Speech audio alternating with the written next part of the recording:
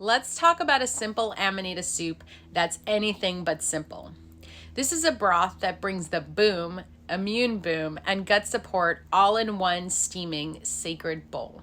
Hey Seekers, if you're new here, I'm Marlucia and I teach the science behind Amanita, specifically Muscaria, Regalis, and Pantherina, the three varieties I work with and deeply trust. Quick disclaimer, this video is for educational purposes only. I'm not here to treat, diagnose, or prescribe anything. And due to YouTube guidelines and FDA regulations, nothing shared here should be taken as medical advice. The goal is to simplify this path so you feel informed enough to work with Amanita on your own, not rely on someone else to tell you what to feel or how to heal. Let's get into it. So here's the story. One of my clients recently told me they were really struggling to take their Amanita slurry. They didn't love it as a shot, and sweet tea didn't feel aligned either. It just wasn't resonating. But once they realized it's totally acceptable to use slurry like a broth, everything changed. Something clicked. Reverence kicked in. Suddenly, it made sense, especially when paired with other mushrooms or herbal allies. That's when it became sacred. And honestly, I've done the same. No hesitation, no shame. In fact, some chefs in Japan already use Amanita muscaria as a flavor enhancer. There's even a blog post about it on our site, if you want to dive deeper, of course. So yes, I've added slurry to soups, and every time it feels right, intuitive, body aligned, especially when you're looking for nourishment, not escape.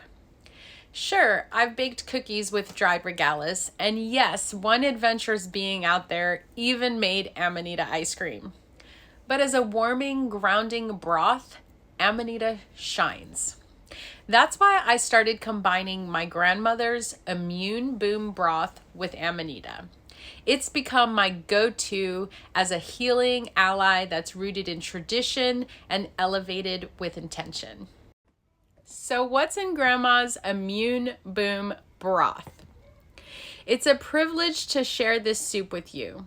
It has healed sore throats, broken fevers, and comforted generations of my family. Now with Amanita, it becomes a true nervous system and immune boom powerhouse. Here's what you'll need. 1 whole onion, quartered, leave the layers intact. A full head of garlic, smashed. 1 to 2 tablespoons of dried oregano. A thick slice of fresh ginger. 1 lemon, halved and squeezed. And yes, toss the whole halves in the pot. 4 to 6 cups of water to cover. And optional, fresh mint, especially if you need respiratory relief. Boil it, simmer it, let the kitchen smell like ancestral medicine. Once it cools a little, stir in 1 or 2 Amanita ice cubes and let them melt right in. You can even inhale the steam under a towel for extra sinus support. Sip it slowly, let it move through you, repeat every few hours if needed. If you're into the science, I listed why it works under the article Amanita Soup. You can check out all the fun facts there. Now for another twist. Miso soup with Amanita, a fermented ally for your gut. Amanita slurry and warm miso soup makes sense. Why? Well, it's where soul food meets science. Here's how you make it. 2 cups of filtered water, 1 to 2 tablespoons of raw, unpasteurized miso paste, white or red, and optional green onions, seaweed, other mushrooms, and tofu. 1 to 2 Amanita slurry ice cubes added once the soup has cooled slightly. Heat the water, but don't boil it. Turn it off when it's steaming, ideally below 140 degrees Fahrenheit.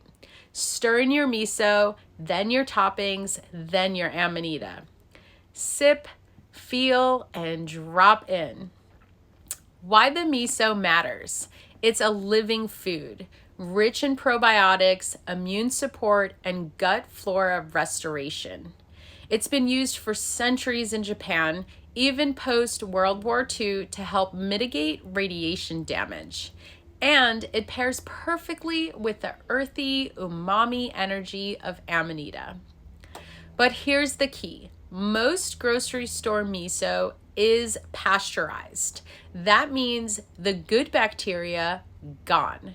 You want raw, unpasteurized miso, always. And never ever boil it.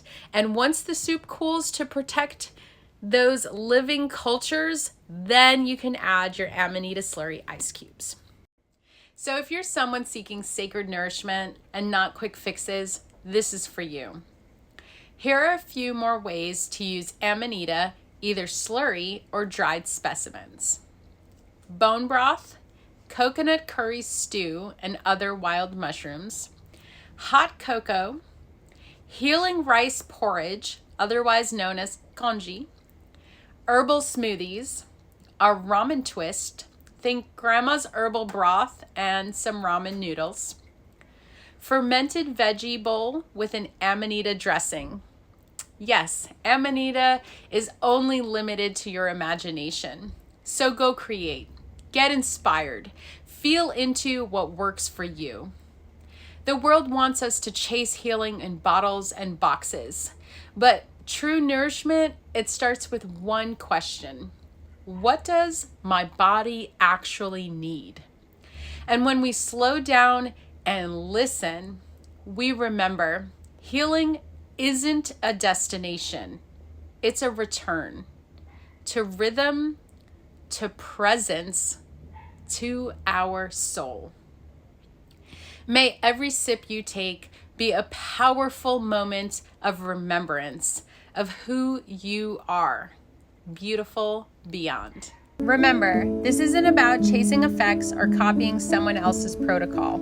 It's about tuning into your own rhythm, trusting your body, and staying consistent enough to let the shifts unfold. If this helped you understand Amanita a little deeper, hit like, subscribe, or drop a comment below. I love hearing how this work is landing for you. And if you're ready to go further, check the description for links to more education, trusted sources, and next steps for your journey. Stay curious, stay grounded, and always think beyond. With love.